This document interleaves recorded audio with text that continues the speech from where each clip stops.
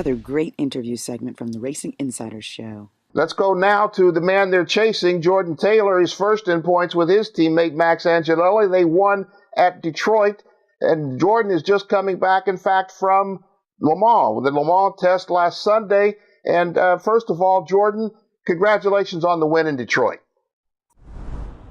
Yeah, thank you very much. It's been a great year so far. I mean, we got the win obviously this weekend in Detroit. I had my first pole position, and like you said, we're the points leaders, so going to be going much better right now. Any problem switching from prototype to GT car that you'll be driving in Le Mans? Yeah, there's a few big differences. I mean, the number one thing is going from a prototype to a GT car. So in Detroit, you're looking out the windshield the whole time, and then you go to Le Mans, you're going to be looking in your mirrors the whole time. So there's definitely that's a mental change, but it's a good thing to test because I mean it allows me, like, when I go from one car to the next, I can understand what those other drivers, what's going through their heads. Peter Keane, get in there. Well, I guess my question, Jordan, is, the media always wants to make a big rivalry between you and Ricky, your brother. And, I mean, I just don't see it. I've been in the paddock with you guys all year long. I think there's probably more team rivalries, wanting to be the best Corvette. But I don't see it between you two guys. I know spotting for Ricky, I sure was trying to have him rough you up at Coda. And then I think we had something for you at Detroit if we didn't run into trouble. But, I mean, I don't see the rivalry. I think you guys are still good buddies and actually work together, don't you?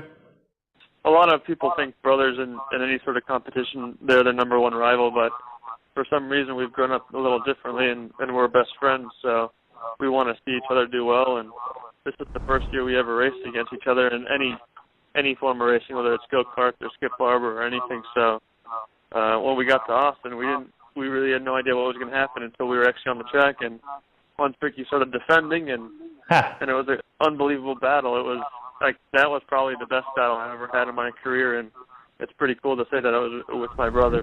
So I'm going to take our fans to a technical side. There's some website buzz and some pictures about the radar that's in that Corvette. Tell our fans about how you look out of the back of that car at Le Mans. Yeah, well, the biggest thing with the GT car is looking at the back of the car, and since the rear window isn't a window in a Corvette, it's all blocked off. You've only got your side mirrors, and what Corvette has developed is this rear view camera, but it's not just a video camera, it's a radar system. So what the Brad Miller engineers did was develop this radar system so they can pick up a car by their headlight or by an object, and it can judge closing distance and judge distance.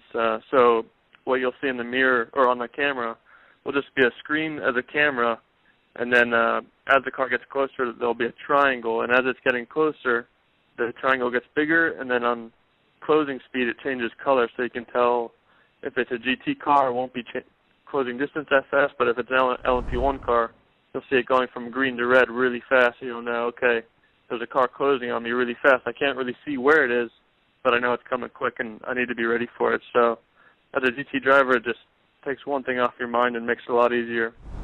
Well, Jordan Taylor, we haven't talked a lot about your video production, and I'm kind of crazy about that.